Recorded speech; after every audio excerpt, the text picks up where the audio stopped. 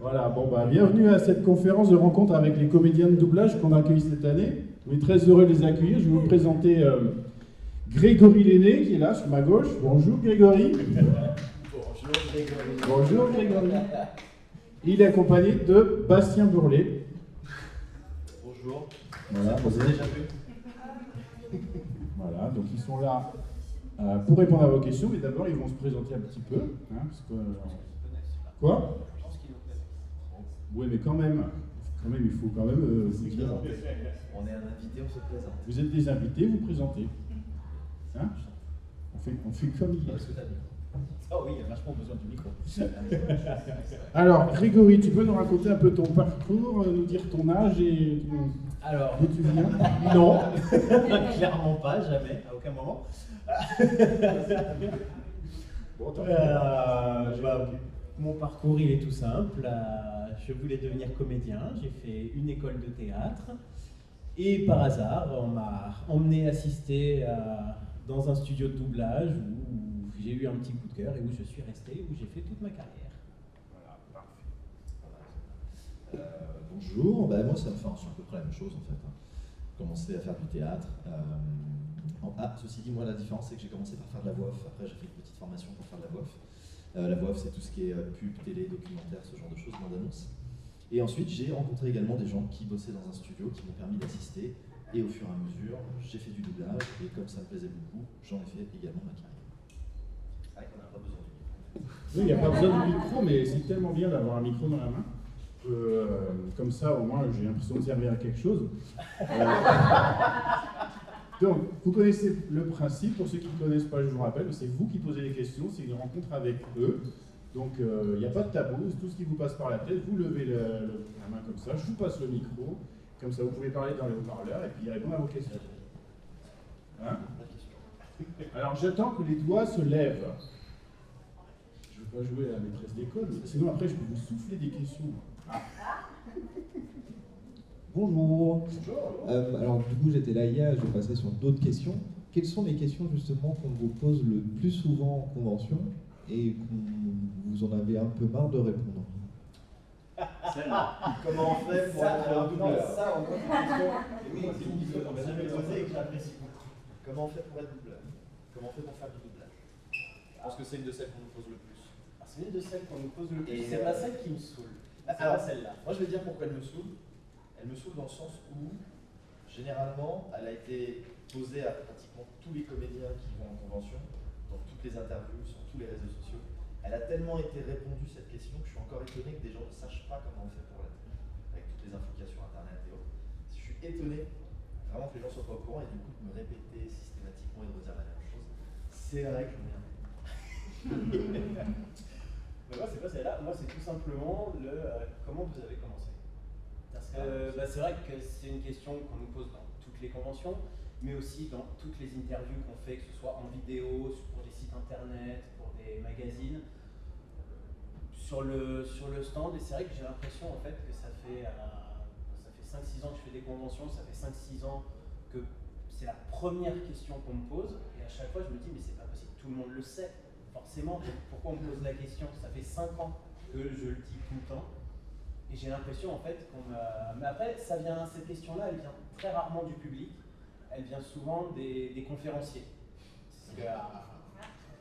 Ok, bon, c'est bon, j'ai compris. Voilà. Donc, mais c'est vrai que alors, ceux qui nous font faire des conférences, ici c'est pas le cas, mais dans beaucoup de conventions, c'est souvent les mêmes personnes qui animent les conférences d'une convention à l'autre. Donc j'aime bien. Ça m'occupe. Et C'est toi, Spina. voilà. Et donc, c'est vrai qu'ils nous posent toujours les mêmes questions, et c'est des questions, au bout d'un moment, qu'on trouve très bateau. Et je préfère les questions, comme tu viens de poser, qu'on n'a pas l'habitude. On n'a pas l'habitude d'avoir ces questions-là, et voilà, c'est original, ou des questions sur des anecdotes, ou des points particuliers du métier, ou voilà, des choses qu'on n'a pas l'habitude. Là, là, c'est motivant, parce que du coup, on n'a pas l'impression de se répéter encore et encore et encore. Alors que oui, comment on a commencé, c'est marqué partout, c'est marqué sur nos profils sur internet, c'est dans toutes les interviews, dans toutes les conventions. Donc c'est vrai qu'au bout d'un moment, on se dit mais c'est pas possible en fait. Tout tout le monde le sait, pourquoi on nous le demande? Donc voilà, c'est cette question-là qui peut me saouler, mais parce que j'ai vraiment l'impression que c'est quelque chose que tout le monde sait déjà. Après, peut-être qu'on a tort. On va continuer avec des bonnes questions alors. C'est la question de la jeune fille devant. Comment vous avez commencé? Vous pouvez faire la voix de Yokai Watch? J'ai fait quoi dans Yokai Watch? Feuillon. Ah bah il parle pas, il dit Feuillon, non? C'est quoi? C'est Feuillon, non? Là tu prends le micro. Ça remonte à Là, tu prends le micro. 5-6 ans. Oui, mais alors, faut que je me souvienne de ce qu'il fait. Je crois que c'est un truc. À mon avis, il doit dire un truc du genre. Feuillon, Feuillon. Je sais pas. Je me souviens pas. Il faut lui rafraîchir la mémoire. Est-ce que tu as des... Je vais Tu chercher. saurais qu'est-ce qu'il a Chercher fait? sur Wiki comme ça. Ah ouais, il faut. Là, ça remonte. Tu la trouves et je te la fais avant la fin. Le problème, c'est qu'il en fait tellement. Non, mais celle-là, j'avoue que ça m'a pas. C'est dans C'est leur mot. Ah, c'était dans le AV. Dans la 5e saison, le ministère Bourdu. Bourdu avec sa rose, toujours, c'est ça? Qu'est-ce qu'il disait? Je sais pas, je pense qu'il parlait avec une voix un peu comme ça, genre je me sais pas. C'est le beau gosse. Je m'appelle Bourdu. Je suis Elon Musk. Est-ce qu'il y a des animations, des films que vous n'aimez pas du tout et que vous avez vu? Bah, il y aurait pas été bien. Voilà. C'est la différence entre Bastien et moi, c'est que moi il y en a, mais je ne le dis pas. Je ne veux pas le dire. Moi, je suis honnête. Voilà. Moi, je préfère le garder pour moi. Il y a effectivement 2-3 animés que j'ai doublés que je n'aime pas du tout. Après, les doublés, ça c'est resté, contrairement à toi, ça, c'est surtout à cause du client sur My Hero, c'est ce qu'il t'a demandé, mais c'est resté un plaisir de les doubler quand même, parce que soit le personnage était drôle, soit de toute façon c'est notre métier, on le fait, on est super content de le faire. Donc même si j'ai détesté l'animé en soi, le personnage à doubler, c'est resté super sympa, super marrant, donc je l'ai fait avec plaisir. Toi, My Hero, c'était différent, parce que le client lui a demandé de faire une voix qui est vraiment très bizarre au début, très inconfortable, et bah, du coup, Techniquement, c'est pas agréable à faire. voilà, au niveau de la technique de la voix, c'est tellement dur et tellement pas agréable qu'on ne peut pas prendre de plaisir. Je n'aime pas le perso. Faut être honnête. J'aime pas le personnage. Je peux prendre. Aujourd'hui, ça a changé parce qu'on a plus de liberté sur la voix, on a changé de client en fait. Mais je prends plus de plaisir à le faire aujourd'hui. J'aime toujours pas le personnage. Je préférais faire une autre voix dessus. Il aurait mieux valu peut-être prendre un comédien qui serait plus à l'aise au niveau de ce timbre là. Mais c'est vrai que si je dois nommer un personnage que j'aime pas, ce sera définitivement lui. Très bien, alors. Moi, je ne dirais pas celui-là. Dommage. Non. Surtout Pour ceux qu'il y qui en a un, viennent de très nous honnêtement, c'est rejoindre. un animé connu, donc si je Parce que si My je Hero vais Academia, faire c'est un- pas connu peut-être. Si, mais moi, un j'assumerais petit pas. peu populaire, Je n'assumerais pas de ne pas aimer cet animé. Donc on est toujours en conférence avec Grégory Lenné et Bastien Bourlet. Je vous rappelle juste le principe, vous levez le main pour poser une question, c'est vraiment une rencontre avec eux. Donc sinon, après c'est moi qui pose des questions, ils n'aiment pas. Il pose des mauvaises questions. Je pose des mauvaises questions parce que c'est toujours les mêmes. Du coup, c'est bien Feuillon en personnage principal. Ah ouais. Et après, les autres, c'est Marc Osserberg, Paraton, Gaga Lurin, Cheipo et Télémia. Il y en a eu, hein? Ah, j'en ai fait beaucoup. Après, c'est les secondaires, ceux-là. Mais, ouais. Ah ouais, non, si, d'accord. Voilà. Si tu me retrouves la voix, hein, tu me dis. Hein. Je sais pas comment je peux te la trouver sans sortir un YouTube. épisode. YouTube. Bah, ok, ça marche. Si c'est sur YouTube, c'est légal. Souvent sur Internet. Après, c'est pas mon Ça veut dire problème. que ça a déjà été mis en ligne Voilà. par quelqu'un d'autre, donc tu ne fais rien du tout. Exactement. Tu Vous savez, sur une vidéo et plateforme tu fais en gratuite et direct. légale. Tu pouvais pas nous faire de ta voix, surtout. Ouais, j'en ai. C'est vrai. D'autres questions? Allez, une autre question, une doigt, Faites pas vos timides, on est entre nous. Allez, allez, on continue. Bonjour. Alors j'aimerais savoir si vous avez eu des bons souvenirs sur le tournage d'Assassination Classroom, avec vos personnages respectifs, bien sûr. Ok. Bon souvenir. Ah, c'est-à-dire que ce qu'il faut savoir, c'est que Un plateau, généralement, enfin surtout sur un animé, quand on a un personnage principal ou secondaire, on est souvent seul. Déjà, enfin, il y a le ou la DA, directeur artistique, l'ingé son et le comédien. Donc, généralement, ce qu'on fait, c'est qu'on nous présente les épisodes, les passages, les images, et on y va, et on refait ce qu'on doit faire, et puis on y va. Donc, il ne se passe pas grand-chose en fait. Il n'y a pas vraiment d'anecdotes à raconter. Sur Assassination Classroom, je pense que j'étais tout seul à chaque fois, peut-être sauf quand on a refait, c'était quoi, des OAV, je crois. Des épisodes, je crois qu'il y a des épisodes après. Un seul, c'est ça. Et un seul qui faisait OAV film. Genre 10 ans après. Oui, voilà, quand ils sont plus grands et là, qu'ils reviennent. Je crois que celui-là, je l'ai fait avec Adrien. Je crois que je l'ai enregistré avec Adrien, je suis pas sûr. C'était plus sympa de le faire avec un camarade et d'être ensemble dessus. Mais sinon, c'est vrai que. En fait, la majorité des anecdotes ou des moments très drôles qu'on aurait vécu en plateau, c'est à plusieurs. Et sur les animés, c'est pas souvent. C'est vraiment pas souvent pour des 90% du temps, on est seul. Voilà, c'est des contraintes de planning, comme on laisse jamais beaucoup de temps pour les animés. On laisse beaucoup plus de temps pour les films, les séries. Mais les animés, on n'a jamais eu trop de temps, et comme ça va beaucoup plus vite si un comédien est tout seul, on enregistre la plupart du temps tout seul. Donc il peut arriver des moments drôles parce que on s'est planté sur une réplique, on a dit une grosse connerie, donc voilà, l'ingé son, la DA, ils vont se mettre à se marrer, nous avec, voilà, mais c'est pas vraiment de grosses anecdotes. C'est vraiment quand on est à plusieurs sur un plateau. C'est pas si fun. Voilà. Moi, mes anecdotes, par exemple, ça va pas être sur Assassination Classroom. Par contre, Bakuman, si je réfléchis, ouais, quand j'ai fait la VF de Bakuman, vous étiez deux aussi. Bah voilà, j'étais avec Adrien Solis qui faisait l'autre personnage principal, et on était toujours tous les deux ensemble, on a tout doublé ensemble. Là, oui, là, on s'est vraiment. D'ailleurs, il y a une vidéo qu'il faudra que je retrouve parce que les deux chantent le générique. Et c'était pas que je les filmais, donc ils chantent le générique japonais. Ça, c'est le genre d'anecdote, voilà, qu'on peut avoir à plusieurs, effectivement. Et si je la retrouve, je la mettrai en ligne. Cet enfoiré et l'enfoiré de DA nous ont filmé pendant qu'on faisait les cons en train de chanter le générique et de danser. Magnifique. Voilà, et on ne le savait pas. Ah bah, je la mets en ligne si je la retrouve. Comme ils étaient. Sur tous les réseaux. C'est ça la vidéo qui passe derrière vous là. Là, je suis pas pressé de la voir. Elle doit être quelque part. Mais voilà, ça oui, à plusieurs, il y a des anecdotes comme ça. Malheureusement, Assassination Classroom, on n'en a pas parce qu'on a toujours été tout seul. Ah, c'est pas grave, j'ai tenté. C'est jamais.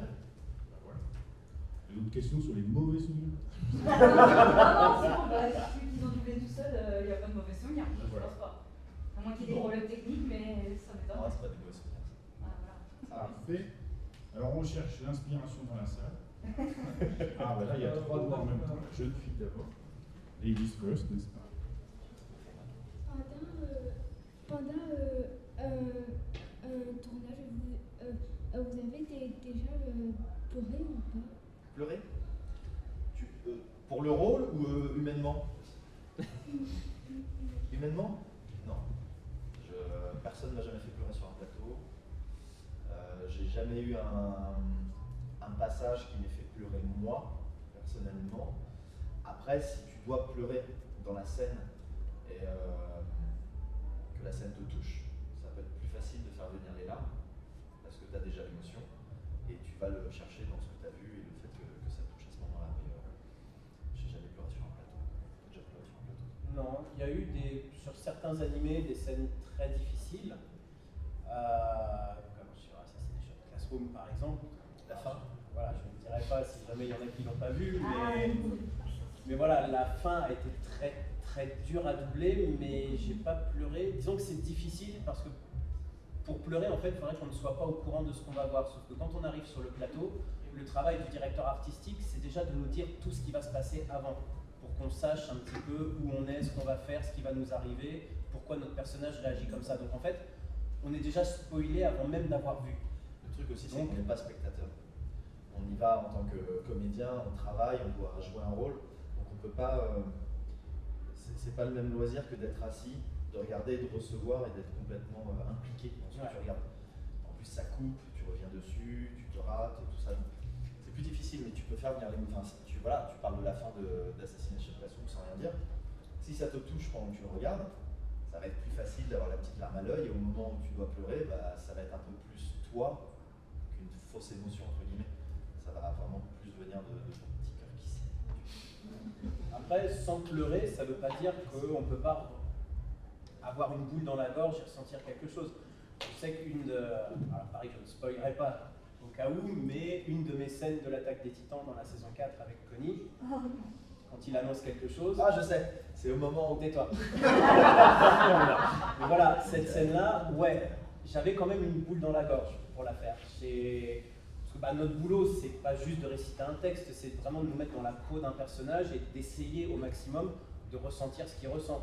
Donc plus on s'approche de ça, plus on y arrive, plus effectivement on a une vraie émotion qui monte. Et là, cette scène-là, c'est vrai qu'elle a été dure et j'avais quand même une boule dans la gorge au moment de la faire. Tu peux le dire, t'as pleuré? Non. Mais ça aurait pu ne pas être loin. Parfait. C'était la séquence émotion. Donc une autre question par ici. Moi, je prends mon micro. Voilà, monsieur. Il y en a qui sont sourds, vas-y. Bon, allez. Je vais le faire au micro. Déjà, première vanne. T'as trouvé la bande rythmo de Spider-Man ou pas pour aujourd'hui? J'ai trouvé la bande rythmo de Spider-Man, quoi. Non, j'allais pas chercher. Non, vraie question. Je me posais une question sur les confidentialités sur les simulcrats. Comment ça se passe la simulcrate? Si on a déjà fait ou pas? C'est-à-dire les animés qui sortent en même temps en VF et en VO. Ah. La simul. Ce simultrade, nous on ne fait pas. Mais oui, mais comment ça se passe en rien? Parce que vous avez forcément des épisodes en avance ou pas? Parce que c'est compliqué de les traduire en même temps. Enfin, les doublés pour qu'ils sortent le même jour, c'est compliqué. Bah non, en fait, si tu veux, ça a été doublé, enfin ça a été traduit en amont. Après, le simuldub, ça dépend en fait. L'épisode peut sortir en VO et une semaine après en VF, 2 semaines après en VF, 10 jours, c'est pas toujours le même délai. Mais nous, on voit l'épisode quand on l'enregistre en fait. Donc de toute façon, on le voit forcément après la sortie VO, je pense. En termes de timing. Alors il y a des fois, alors c'est plus sur des séries live que les animés, mais il y a des fois où c'est vraiment quasiment en même temps que dans le pays d'origine. Mais oui, dans ce cas-là, on a les vidéos en avance. Enfin, de toute façon, que ce soit du simuldub ou pas du simuldub, on a des contrats de confidentialité. Donc quoi qu'il arrive, on signe quelque chose qui nous dit qu'on doit la fermer jusqu'à la sortie. Ceci dit, c'est pas forcément le cas. On n'a pas toujours des contrats de confidentialité, mais c'est implicite. Ouais. Tu sais très bien que si tu parles, potentiellement tu ne seras pas repris pour travailler avec cette boîte. On t'aura plus de carrière sur ça. Ça peut arriver. Il y en a qui ont essayé. Ah bah il y en a, oui. Il y en a un qui a essayé, il a eu des problèmes, effectivement. Voilà. C'est assez connu, mais non, en fait, oui, bah, je sais pas si on a vraiment les épisodes avant que les gens les regardent en VO sur les plateformes. Je sais pas. Ah si, les studios aussi. Bah, les studios, oui, mais nous en tant que comédiens, on les a pas. Ah bah non, nous non. Voilà, on les fait au fur et à mesure. Bah, là, je suis sur 2 séries en simuldub et j'y vais toutes les semaines pour faire 2 épisodes par semaine. Mais après, je sais pas, je t'avoue que je suis pas au courant s'ils sortent dans la foulée. Si, alors ils doivent sortir dans la semaine qui suit, je pense. Et oui, généralement, on n'est pas censé. En fait, de base, on n'est pas censé parler d'un projet sur lequel on a travaillé si le projet soit n'a pas été annoncé, soit n'est pas encore sorti. Le jeu vidéo, par exemple, même si c'est annoncé, tu peux pas dire tant que c'est pas sorti. C'est souvent comme ça, et il y a certains clients encore plus chiants, Disney par exemple, qui peuvent même faire signer des contrats où on a interdiction de parler de ce qu'on a fait, de la série, de notre personnage, même 5 ans après la sortie à la télévision. C'est-à-dire que tout le monde est au courant, mais on n'a quand même pas le droit d'en parler ou de dire quoi que ce soit. C'est complètement con, c'est la logique Disney. Il y a même une comédienne qui a doublé sur un jeu vidéo, qui faisait le personnage principal, tout le monde le savait, et elle avait interdiction d'en parler, y compris aux conventions, de dire qu'elle était dessus, alors qu'il y avait le carton avec son nom, en fait, c'était de notoriété publique. On va chercher à comprendre. Voilà, oui, pareil, la comédienne qui fait La Reine des Neiges, je l'ai rencontrée en convention pour la première fois il y a quelques années, et je lui ai dit, ah bah c'est cool, ils t'ont fait venir pour La Reine des Neiges, et elle m'a dit, ah non, ça Disney interdit. Je n'ai pas le droit de venir et de parler de La Reine des Neiges ou d'être invitée en tant que comédienne de La Reine des Neiges, c'est Disney ne veut pas. Donc interdiction de faire référence à La Reine des Neiges en convention. Il y a des trucs comme ça qu'on peut pas comprendre, mais quand on devient comédien de doublage, on est habitué, enfin, c'est un truc à savoir, à connaître, c'est on doit la fermer, au moins jusqu'à la sortie, voire plus. Sinon, effectivement, ça pose de gros soucis, on peut se faire virer, et voire même carrément blacklister des studios. Donc voilà, on est obligé de la fermer au moins jusqu'à ce que ce soit diffusé. suis un peu éloigné de ta question, mais voilà, t'es au courant. Du coup, on va repasser à la question de devant. Rebonjour. Grégory, il me semble que vous avez fait du doublage dans Ultimate Spider-Man. Eh ben non. Ah non. Alors ça c'est... Alors je ne sais pas qui remplit les sites où les gens oui. mettent ce qu'on a doublé, mais c'est vrai qu'il y a un site, je crois que c'est le Wiki Doublage, où j'ai été voir, je me suis dit tiens, quelqu'un m'a fait un profil dessus, et je regarde et j'ai effectivement vu Ultimate Spider-Man dessus, et j'ai fait ah putain le mec il est doué, j'ai jamais doublé sur un Spider-Man de ma vie.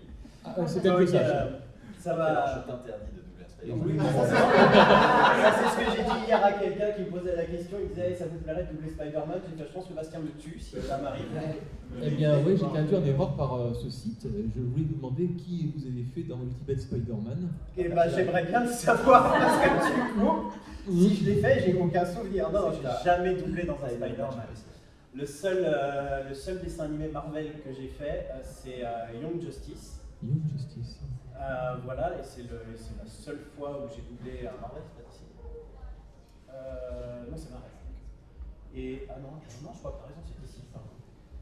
Enfin bref, oui, c'est pareil. Ouais, c'est d'ici. Mais c'est mon seul contact avec les super-héros. J'ai jamais doublé dans un Spider-Man, donc ça c'est. Alors, ça n'arrivera jamais.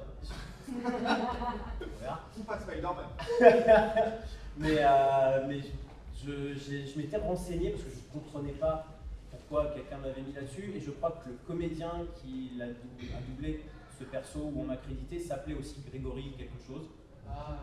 Donc je sais pas lequel, parce qu'il y a plusieurs Grégory comédiens de doublage, j'en ai 3-4, mais ce n'est pas moi. Malheureusement, j'aurais bien aimé avoir Spider-Man sur mon CV, mais non. J'ai pas dit le héros, le personnage dans Spider-Man. Je pense que Donald t'attrape si c'est le cas. Voilà. Mais non, malheureusement, peut-être un jour, mais en tout cas, non, c'était pas moi. C'est une question qui taraude beaucoup, Bastien. Alors, une autre question devant? Est-ce que justement il y a une différence entre le fait de doubler des dessins animés ou des films et des séries et des jeux vidéo en termes d'ambiance et même de technique derrière, de disposition, si c'est en studio, etc. Tout est différent. En fait, en doublage plus conventionnel, donc des dessins animés, des films, des séries télé, tu as l'image avec la bande rythme en dessous. Et en jeu vidéo, alors tu peux avoir ça pour les cinématiques, les gens savent un peu ce que c'est les cinématiques en jeu vidéo. Mais la plupart du temps, ce que tu as, c'est des fichiers. Donc, tu as un écran avec ton texte, tu as un écran avec les fichiers son, pardon. Donc, tu as le fichier son, on te le fait écouter, c'est la VO qui a été enregistrée par le comédien, et toi, tu enregistres derrière. On te fait écouter le fichier suivant, et tu enregistres derrière, ainsi de suite, tous les fichiers, sachant que tu as le texte en dessous pour le lire à chaque fois. Et ça se fait que comme ça. Donc, généralement, tu n'as pas d'image. Très peu d'images ou de vidéos. Donc, la technique est pas du tout la même. Ce qui peut permettre d'avoir un peu plus de liberté, puisqu'on ne fait pas de labyrinthe en fait. On ne synchronise pas l'image. Sauf quand tu. C'est pas une synchronisation parfaite, il y a une synchronisation qui se fait d'un point de vue du logiciel, après au niveau du développeur. On rentre dans un fichier, donc il y a un début et une fin, au moment où il commence à parler et finit de parler, mais le mouvement des lèvres, normalement, est adapté par le logiciel, pour toutes les langues, je crois. Après, oui, si tu as les séquences de vidéo, tu as l'image, donc là tu essaies de te caler comme tu fais. Ça dépend des jeux. Mais c'est vrai que c'est une technique vraiment très différente. Bastien et moi, comme on est joueurs aussi, on aime jouer à la console, tout ça, c'est quelque chose qu'on aime faire, le doublage de jeux vidéo. Il y a des comédiens qui détestent ça, qui ne veulent pas en faire, parce que il n'y a pas d'image, il n'y a pas vraiment de contexte la plupart du temps. Donc c'est vrai qu'on peut être très facilement perdu en doublage de jeux vidéo. Et voilà. Ça arrive très souvent que même le directeur artistique, comme il n'a rien vu, il ne sait même pas à quoi ça ressemble, il ne sait pas ce qu'il fait, tout simplement. Donc c'est vrai que ça peut être compliqué, il y a beaucoup de gens qui n'aiment pas le doublage de jeux vidéo. Surtout les générations plus anciennes qui ne connaissent pas du tout. Voilà, et il y a aussi, au niveau technique, il y a aussi une grosse différence dans la technique entre le doublage d'un animé japonais et un doublage de film ou de série. C'est vraiment deux techniques différentes. C'est aussi pour ça, quand on nous pose souvent la question « Ah, mais pourquoi c'est souvent les mêmes sur les doublages d'animés et tout ?» Tout simplement parce que les autres, ils ne savent pas faire. Ils n'ont pas la technique, ils ne connaissent pas, et ils ne sont pas capables d'en faire. Donc c'est pas parce qu'on est le meilleur comédien de doublage sur un film Marvel qu'on va être capable de doubler un personnage d'animé japonais, et inversement. Un comédien qui est super sur un animé peut être très nul sur un film ou une série. C'est vraiment deux techniques différentes. Tous les comédiens ne maîtrisent pas les deux. Donc ouais, c'est des différences. Il y en a qui aiment toutes les techniques et tous les styles de doublage. Il y a des comédiens qui n'aiment pas.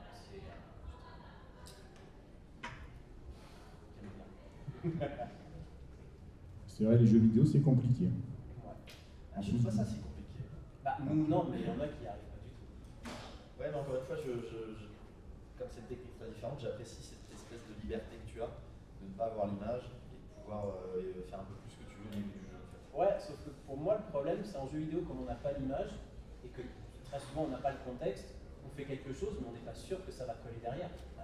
Ça arrive très souvent, parce que ni le directeur artistique, ni personne ne sait en fait ce qu'il va y avoir. Donc on est obligé de faire confiance aux comédiens en VO qui a doublé d'une certaine manière, sauf que les comédiens VO, eux-mêmes ne sont pas toujours bons, ne sont pas toujours dedans, donc on le suit, mais sans savoir si on va être juste ou pas. Donc ça peut être compliqué. Et vous avez joué à des jeux que vous avez doublés vous-même? Alors, moi j'ai joué à des jeux que lui a doublé. Ça veut dire qu'on savait qu'on avait doublé, qu'on s'est dit, bon, j'ai envie de m'entendre. Ouais. Non, si, moi j'ai joué à. J'ai doublé le héros dans Far Cry 6, le dernier Far Cry. Et du coup, j'y ai joué, mais dans un contexte un peu particulier, c'est parce que j'étais invité sur une chaîne Twitch pour jouer à mon propre rôle. Donc j'ai joué pendant 2 heures au jeu. Mais sinon, je crois pas avoir vraiment joué à des jeux ceux dans lesquels j'ai doublé. Genre, je dois en faire. Il y en a un ou deux auxquels je dois jouer. Ça veut dire que je vais devoir me supporter pendant tout le jeu. Ça, il faut se supporter. Hein. Mais ouais, il y en a un ou deux que j'ai vraiment envie de faire. Et après, des fois aussi, le problème en jeu vidéo, c'est qu'on ne sait pas dans quel jeu on a doublé. Alors, je sais toujours dans quoi j'ai doublé. Ah, pas moi. Parce que très souvent, ils donnent des noms de code. Oui, mais il faut leur demander ce que c'est. Des fois, ils te répondent, des fois, ils te répondent. Moi, ils me répondent. tu sais pas leur demander parce que moi, je leur réponds. Et moi, je les menace pas. Mais on a toujours des noms de code sur les jeux parce que là aussi les clients sont très obsessionnels de la confidentialité, donc ils ne nous disent pas. C'était quoi Final Fantasy 7 Ouais. Le projet Saumon. Oui, une connerie dans ce genre-là. Ils ont vraiment des noms là. Oui. Il y a une fois par contre où j'ai deviné tout seul parce que c'était très facile, où donc j'avais pas le nom, personne ne voulait me dire ce que c'est. Sauf qu'à un moment, mon personnage parle de sabre laser et de la force. Et là, forcément, je me suis retourné vers le directeur artistique en disant bon, c'est bon, te fous pas de ma gueule avec ton nom à la con, je sais sur quoi je suis. C'était pas Pokémon. Non, pas vraiment. Mais oui, les jeux vidéo, il y a toujours des noms de code, donc à moins de s'intéresser et de vraiment essayer d'aller gratter l'info, on ne sait jamais sur quoi. Je ne sais pas comment tu t'y prends. Moi, ils me le disent à chaque fois. Je te jure. J'ai envie, on est sur quoi? C'est un jeu qui fait genre, je joue, dis-moi. Parce que je joue vraiment beaucoup, donc je sais tous les jeux qui sortent. Donc je dis, c'est ça ou c'est ça? Oui, c'est ça. Oui, voilà, tu les forces. Après, quand tu as un rôle principal, tu sais forcément ce que tu vas faire au bout d'un moment. Le rôle principal. Je te le dis. Alors, une autre question, peut-être sur autre chose que les jeux vidéo, ouais. Les jeux vidéo. Je parle toujours d'animé, mais les jeux que. Il faut manger le micro en fait pour parler. Est-ce qu'il y a déjà eu des personnages proches du héros ou autres que vous jouez que vous n'aimiez pas? Vas-y. Oui, mais je dirais pas lesquels. Non, il y a des animés que j'ai doublés que j'ai pas aimés, il y a des personnages que j'ai doublés que je n'ai pas aimés, mais c'est vrai que moi, par principe, je ne le dis pas parce que je me dis, il y a des fans de cet animé, il y a des fans de ce personnage. Je sais pas, inconsciemment, je me dis, ça pourrait les décevoir, ça pourrait les vexer, je veux pas. Donc, alors il y en a excessivement peu. Hein. Dans tout ce que j'ai fait, il y en a vraiment très très peu. C'est déjà arrivé que j'aime pas un perso ou un animé, mais on va dire, alors je vais dire par respect ou pour pas faire de peine. Non, voilà, je ne le dis pas, voilà, pour ne pas heurter les personnes qui eux aiment cet animé ou ce personnage. Sachant qu'en plus, même si on n'aime pas un personnage ou un animé, ça est pareil, on est des pros. c'est notre métier, donc de toute façon, même si on l'aime pas, on va tout faire pour faire bien quand même. Parce que voilà, c'est pas pour nous qu'on double, c'est aussi pour tous les spectateurs. Donc même si on n'aime pas un produit, on fera tout quand même pour qu'il soit vraiment nickel, qu'on l'aime ou qu'on n'aime pas, parce que c'est notre boulot et que dans aucun métier, tu ne peux faire que ce que tu aimes, même un métier comme le nôtre où c'est vraiment de la passion. Tu auras forcément des rôles que tu ne vas pas aimer, mais on les fera quand même bien parce que c'est notre taf et on est là pour ça. Après voilà, je ne dirai pas ce que je n'ai pas aimé par respect pour ceux qui aiment. Moi comme je suis un con, je vais te le dire, je n'aime pas Izuku Midoriya dans My Hero Academia. Mais je voulais dire, est-ce que vous avez déjà eu des personnages proches de celui que vous doublez? Ah, tu veux dire pas les nôtres? Ah oui, il y en a plein. Levi est un gros con. C'est d'accord. Ouais. Non, il y a des personnages autres que le nôtre qu'on n'aime pas, oui, il y en a plein. Mais bon, ça je pense que tout le monde a des persos qu'il aime ou qu'il n'aime pas. Hein, donc, mais oui, ça il y en a eu. Levi, je suis assez d'accord. Alors du coup, vous ne l'aimiez pas, est-ce que vous, naturellement, vous le rendiez un peu plus antipathique au doublage? Bah non, puisque c'est pas le perso. Oui, non, c'est pas nous qui c'est pas vous c'est qui proche doublez. du perso qu'on aurait fait. Bah, du coup, c'est plus facile si tu dois jouer une scène de colère. Mais ça devient un peu compliqué pour moi, cette conférence. Petit père. Bon alors, une autre question? Dans la salle? Là-bas? Un doigt qui se lève? Non? Allez, quoi? N'importe quoi. On y va. Vu qu'apparemment, il n'y a que moi qui pose des questions, pour poser des questions. Et pour en tant que directeur artistique, parce que je sais que tu as une nouvelle casquette DA doubleur, c'est plus compliqué de choisir. Tu choisis les projets sur lesquels tu bosses ou c'est pareil qu'un doubleur? Ah non, on choisit jamais. Que ce soit comédien ou directeur artistique, on ne choisit jamais ni le rôle, ni ce sur quoi on va travailler. Après, en directeur artistique, si on a envie, on peut refuser un projet. Comédien aussi. Voilà, mais ça arrive très très rarement. C'est vraiment très rare de refuser. Moi, j'ai jamais rien refusé et j'ai jamais vu quelqu'un de mon entourage, dans mes collègues proches. Je sais, j'ai entendu des personnes qui avaient refusé des trucs, mais dans mon entourage proche, mes collègues proches, j'ai jamais vu quelqu'un refuser quelque chose. C'est pas encore arrivé. On a trouvé quelqu'un pour la VF de Boku no Pico, alors c'est bon? Ah, alors là, ça pourrait être une première, effectivement. Ça pourrait être une première. Ah. Voilà. Quelqu'un levé la main de mon dos? Faut bien que ce soit doublé. Oui, mais pas par moi. Donc ça, oui, ça, honnêtement, ça, je pense que je refuserais. Si c'était proposé en doublage, oui, c'est un cas particulier que je pourrais refuser. Doubler un détail, ce sera rigolo, ça.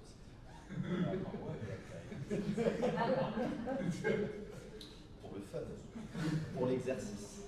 Et puis il refusera de doubler Spider-Man. Effectivement. Je pense que c'est plutôt les clients de Spider-Man qui refuseront qu'on double dessus s'ils savent qu'on a doublé sur un hentai. Parce qu'il y a ça aussi.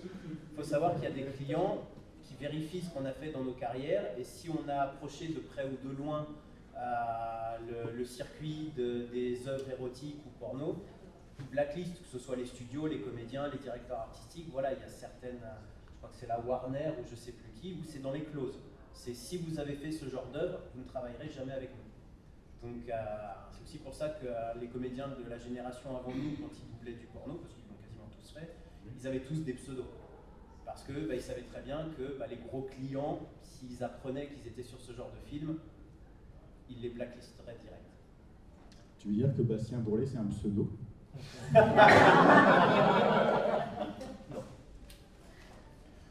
je travaille avec la Warner justement.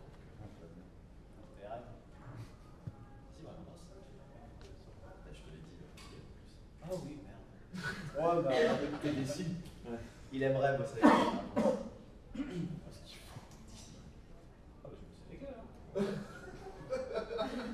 lit pas le contrat. Le mec ne sait plus ce qu'il fait en fait. Ah, au bout d'un moment. Ensuite, question suivante. N'hésitez pas, nous répondrons à tout, même aux questions que qui n'a pas. Allez, bah oui, surtout à... C'est l'heure. La question coquille. Non? Allez. Vous êtes venu pour la clim. Alors, à votre avis, elle est réglée sur combien la clim? Ah, une autre question là-bas. Je passe par ici, pardon. Hier, il faisait trop chaud, aujourd'hui, il fait trop froid. Ici, là. La fille papillon. Ça vous est déjà arrivé de virer quelqu'un parce qu'il y avait une connerie sur le tournage?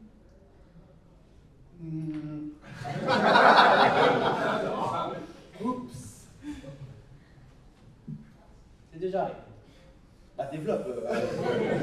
T'es pas obligé de donner le nom, mais développe. Ben oui, mais c'est pas parce qu'il avait fait une connerie, c'est parce que... c'est jamais... Ah bah non. Je l'ai pas pris tout court. Je l'ai pas pris tout court, lui, c'est pas... Non, c'est déjà arrivé effectivement qu'on change un comédien, mais en fait le doublage, c'est pas comme le vélo, ça se perd très vite. C'est-à-dire si on ne travaille pas pendant 6 mois, ce qui peut arriver à un comédien, parce qu'on ne sait jamais si on va avoir du boulot le mois prochain, on perd très vite la technique et le jeu. Vraiment, ça va très très vite si on ne pratique pas régulièrement. Et là, c'était le cas d'un comédien qui n'en avait pas fait depuis longtemps. Et en fait, il est revenu et c'était une catastrophe. Il n'y avait plus de diction, il n'y avait plus de jeu, il n'y avait plus rien. On ne pouvait plus rien faire. Là, au bout d'un moment, il faut penser au planning, il faut penser au budget, il faut penser aux spectateurs, il faut penser à la qualité, aux résultats. À un moment, la question a été posée au client, qu'est-ce qu'on fait? Moi, j'ai dit, là, à un tel degré c'était vraiment très très mauvais. Si on me demande mon avis, il faut changer. On ne peut pas présenter ça aux spectateurs, c'est pas possible. C'est vraiment pas bon. C'est une catastrophe, c'est horrible, on va se faire défoncer. Moi, je suis pour changer ce comédien parce que là, ça va vraiment pas. Le client était d'accord, donc le comédien a été changé. Alors c'est très dur quand ça arrive, et moi c'est arrivé qu'une fois et j'espère ne pas le revivre, mais là voilà, il faut d'abord penser au produit, à la qualité. Là, c'était pas bon. Donc c'est arrivé. Après, il y a d'autres moments où j'ai... Alors Bastien peut confirmer, je râle beaucoup, je ne m'énerve pas souvent. C'est excessivement rare. Il y a une fois où j'aurais pu m'énerver, je me suis contenu parce que bon, les comédiens sont très bons, que je les connais, que je bosse beaucoup avec eux, mais j'ai 2 comédiens qui une fois, je les avais toute la journée et le midi, ils ont un peu abusé sur le pain. Et donc l'après-midi, quand on est revenu en plateau, forcément, ça a été extrêmement dur. Je me suis un petit peu énervé, je les ai pas virés, parce que bon, voilà, c'est arrivé qu'une fois, ça fait des années que je bosse avec eux, mais... Ouais, par contre, je veux bien balancer les noms. Bruno Meyer, Gérard Surug. Voilà, direct. Voilà, Levi. Ah, c'est pour ça qu'on l'aime pas. Voilà, Levi et Netero. Et c'était sur Hunter x Hunter, du coup. Et oui, ils sont revenus très... Voilà. Joyeux. Voilà, ils n'avaient pas bu qu'un verre. Là, ouais, là, je l'ai très mal pris. Et voilà, l'après-midi, c'est pas très très bien passé. En tout cas à mon niveau, parce qu'eux, ils étaient un niveau au-dessus, ils ne se sont pas rendus compte de grand-chose, mais voilà, je me suis un petit peu énervé parce que, non, alors qu'on s'amuse, qu'on rigole, tout ça, oui, mais enfin, c'est quand même un travail qu'on fait et il faut le faire bien. Là, voilà, et ça pourrait être un cas où on se fait virer. Ça pourrait, ça n'a pas été le cas, et c'est très rarement le cas, mais ça pourrait. Moi, je sais que ça, c'est un cas où je pourrais effectivement, si c'était un comédien par exemple que je ne connaissais pas du tout, c'était la première fois que j'avais travaillé avec lui, un comédien qui me fait ça, il y a une chance sur 2 qu'il dégage. Le problème, c'est qu'il a arrêté de bosser avec la moitié du milieu. Ça, après, ça picole souvent. Rarement le mythique quand même. Oui, l'ancienne génération, on ne bosse pas beaucoup avec eux. Pour cette raison d'ailleurs. Ah bah, mais c'est un boulot, si on veut faire de la qualité, l'alcool, t'as plus de diction après, c'est fini. Donc, c'est un milieu festif. Tu fais la pause déjeuner, il y a des bouteilles qui apparaissent et voilà, les gens se laissent aller. Ils savent se tenir quand même, la plupart. Normalement. Voilà. Mais oui, ça pourrait être un cas où... Mais ouais, c'est assez rare. Ouais, mais voilà, à part ce cas-là du comédien que j'ai remplacé pour du jeu, moi j'ai viré personne. Encore. J'aime bien les questions qu'elle pose. Oui, parce que c'est pas des questions que on ne les a jamais posées, celle-là. On lui a pas soufflé. Une autre petite question. Non. C'est étonnant. T'as déjà une liste, toi, en fait. Alors, pour vous, c'est quoi la censure qui avait été faite à l'époque sur la VF de quelle mesure vivante? Maintenant qu'on a un peu de recul dessus, justement, le surjeu et la censure qui avait été faite dans la VF et dans le doublage, spécifiquement adoucir le vidéo. Moi, j'aurais tendance à dire que, quitte à vouloir censurer, autant ne pas diffuser le programme, vu qu'ils l'ont diffusé pour les enfants. Ça n'avait pas beaucoup d'intérêt de censurer, c'était juste hypocrite, en fait. Ouais. Après, ça a donné un doublage épique et légendaire, qui est pas bon, hein, c'est n'importe quoi, ils sont en libre.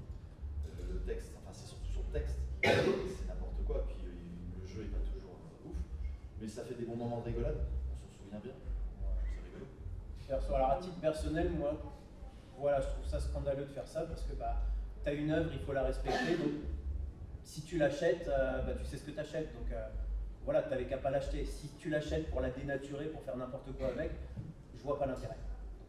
Donc ça pour moi c'est vraiment non, c'est un truc. C'était une époque où ils respectaient pas du tout l'animé. Oui, on va être honnête, à l'époque les animés ils en avaient vraiment rien à foutre. Et ils le disent, hein. Ils l'avouent clairement, ils en avaient rien à faire.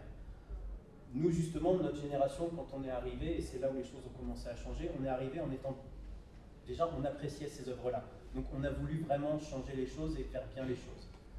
Eux n'en avaient rien à faire, c'est une mentalité que je comprends pas. Voilà, si tu fais quelque chose, tu le fais bien.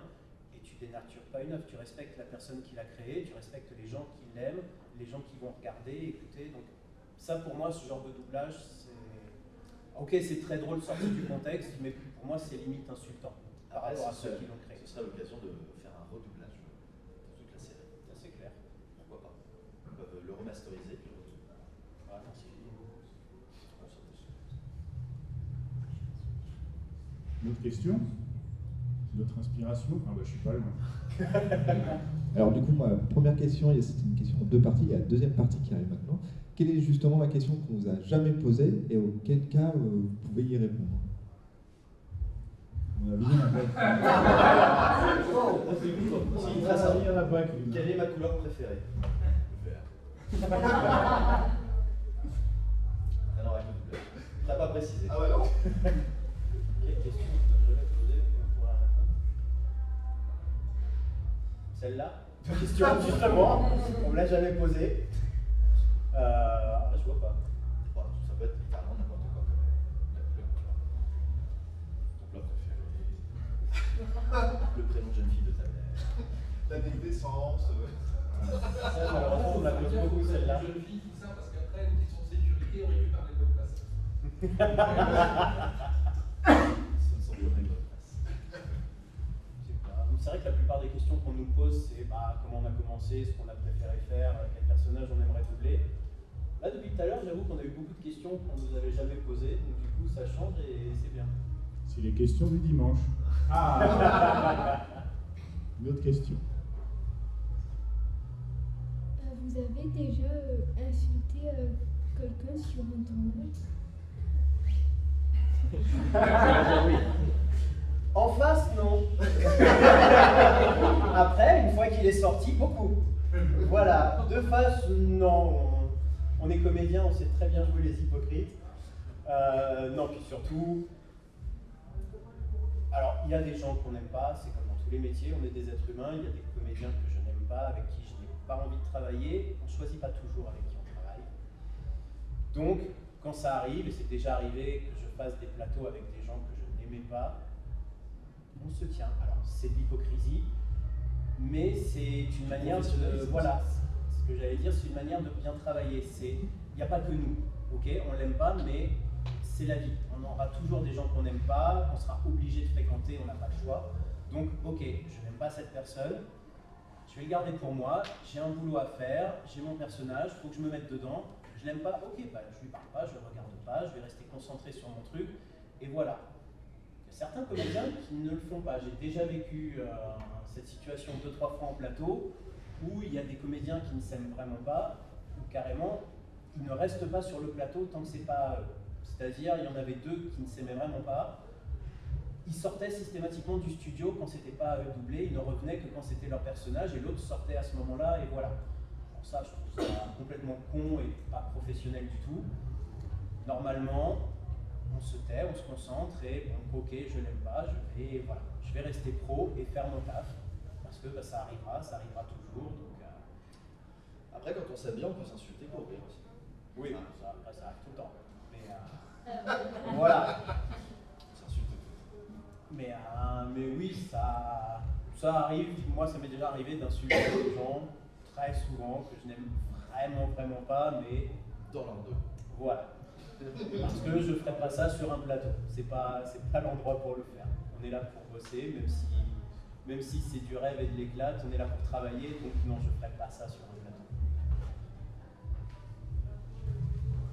Oui.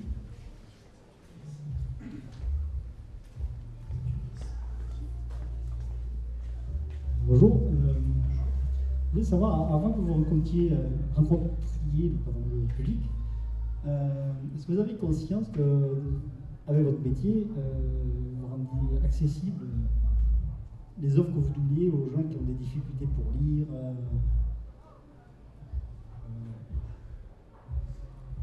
Oui, non, en fait, après, sur le principe, la VF a toujours été largement regardée en France, quoi qu'il arrive.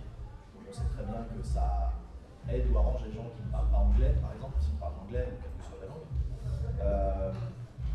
Après, je sais plus récemment qu'effectivement beaucoup de gens sont venus me voir en me disant je suis dyslexique.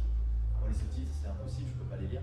Donc, que de la VF. Donc, ouais, avoir de la VF, ça nous sauve sur ce point de l'accessibilité de pouvoir regarder un programme que tu n'aurais pas pu regarder avec des sous-titres. Mais effectivement, c'est pas quelque chose auquel j'avais pensé avant qu'on le dise. Honnêtement, avant les conventions, j'en avais pas conscience du tout. Vous avez remarqué quelque chose? Rien.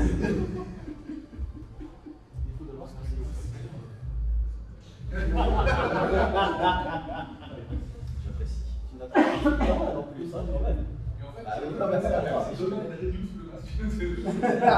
Alors ça, ce serait. Et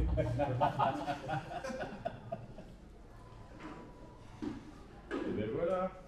Il est quand même privilégié. On applaudit Spider-Man quand même, hein? Merci. Merci beaucoup, Spider-Man.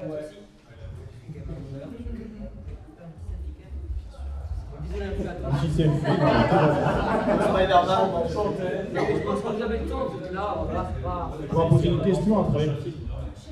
Voilà, c'est le prochain film. Oh, regarde, moi j'ai pas de.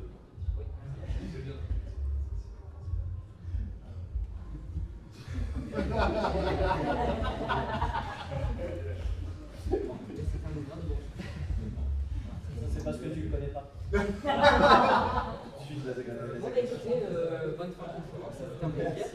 Et toujours peut-être, hein, tu m'appelles. Merci Spider-Man, bravo. Après, c'était tout interlude, hein, j'espère que ça vous a redonné l'inspiration. Ça a été des questions sur Spider-Man en fait. Voilà. C'est Spider-Man. Alors, si c'est toi qui poses la question, il faut que tu me la dises avant, alors que je sache si je peux la répondre. T'as envie de savoir? T'as envie de savoir? Qu'est-ce que c'est la question? C'est quoi la question? Alors, est-ce qu'il y a une question? Est-ce qu'il y a une question? En fait, ça vous a coupé la chine. Complètement. Bon, alors, qu'est-ce que vous pourrez trouver d'autre? Nous, on répond. Vous répondez. Nous attendons. Alors, c'est quoi, Grégory, tes insultes préférées?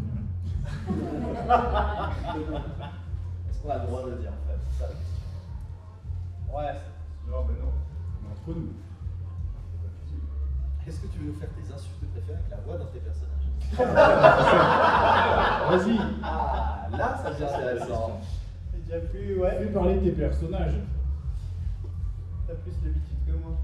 Non, c'est pas bon, moi je pose non, moi je suis très vulgaire. Très vulgaire. Bon. séjour. Est-ce que vous avez profité de votre séjour à Toulouse pour goûter la gastronomie locale? Alors c'est compliqué parce que on mange aussi sur place déjà, donc hier soir non. Ah non. Hier soir non.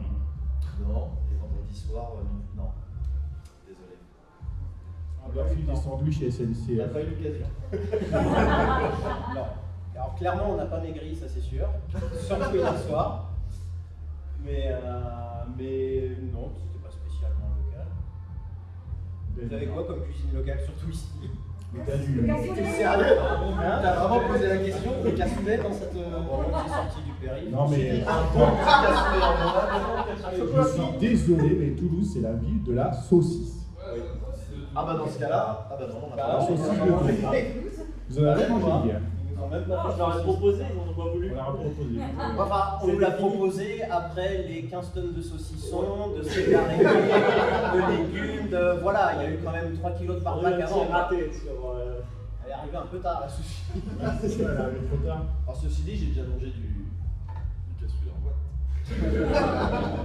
Ouais, tu vois, ça fait partie des choses que je n'avoue pas. Moi. Tout le monde a déjà mangé du cassoulet en boîte en région parisienne. Il y a le foie gras. Le foie gras, c'est un truc de la C'est côté Gers. Bah, j'en ai déjà mangé, mais pas ici. Non, ici, on n'a pas eu l'occasion. Ah, c'est pas toujours facile en convention de. Bah, déjà, de visiter. On n'a pas vraiment de temps en général. Et la cuisine, ça dépend si sur place on nous sert de la cuisine. Éventuellement le samedi soir. Généralement, le samedi soir, c'est là où on peut manger à l'extérieur. Et on peut goûter la cuisine locale, mais c'est vrai que là, on n'a pas l'occasion. La prochaine fois. Après, on mange à 13h si quelqu'un veut nous faire une saucisse. Voilà. C'est bien, il y a encore le temps, hein. Ça prend pas non plus. Il y avait un stand de saucisses là, entre deux ramen et okonomiyaki. Non, mais effectivement, c'est toujours des plats asiatiques et jamais un plat il n'y a jamais un stand qui fait un plat du terroir. C'est vrai que la majorité des conventions, c'est soit on mange, on nous ramène de la bouffe d'un des stands, donc soit ramen, soit autre chose, soit c'est des sandwichs ou des trucs vite fait qu'on nous amène, mais non, on n'a jamais eu de. Enfin, moi en tout cas, j'ai jamais eu de convention où on a eu un plat local, malheureusement. J'ai jamais pu le faire. À noter pour la prochaine fois. Voilà. Merci, merci pour ce retour qualité. Bon alors, on a encore du temps pour la dernière question, suite à ces interludes gastronomiques. Allez, la dernière question. Ah bah voilà. On t'a pas entendu. Mais non, attends, je t'amène le micro.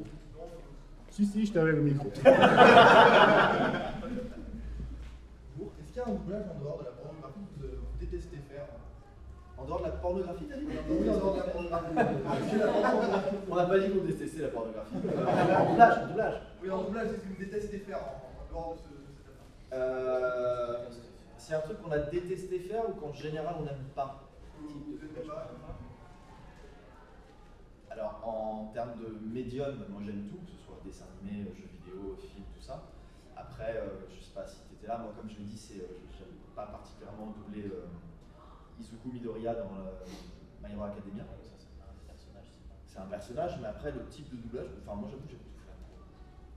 Je me lasse peut-être un peu de l'animé parce que j'en ai fait beaucoup.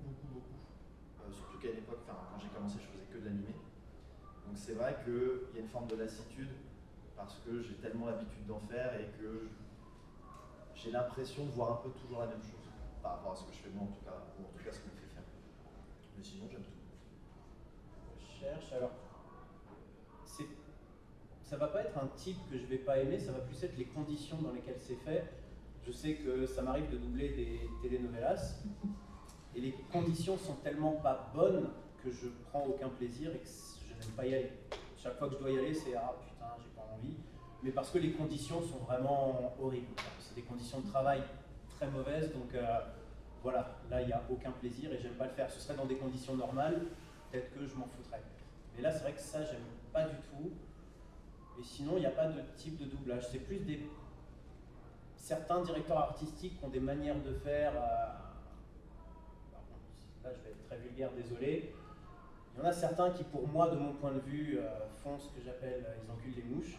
C'est-à-dire qu'ils vont te refaire faire 10 fois la même prise, mais pour rien. Mais vraiment pour rien. Et il y en en a quelques-uns comme ça, et quand je travaille avec eux, je sais que je ne vais pas aimer parce que ça ne va pas être de la rigueur, ça ne va pas être pour avoir le petit détail en plus, ça va juste être parce que bah voilà, moi j'ai telle musique en tête et je veux que le comédien il fasse comme ça, et il va te refaire faire 15 fois la prise pour rien, juste par principe en disant non mais voilà, on est là pour ça, donc il faut que tu refasses. C'est bon, non mais je m'en fous, il faut que tu refasses quand même. Ça je sais que je ne vais pas aimer, mais toi c'est pas un type de doublage, c'est plus un type de personne ou des conditions de travail. Et maintenant, C'était donc. Hein? Alors maintenant, est-ce que vous pouvez danser là, s'il vous plaît? Bien sûr. C'est la dernière question. Bon, bah écoutez, on a passé une bonne convention, c'était très sympa. On va les applaudir très très fort. Merci beaucoup à Grégory et à Bastien. Vous les retrouverez tout à l'heure à 14h sur le stand du Photocall. Alors c'est gratuit les photos.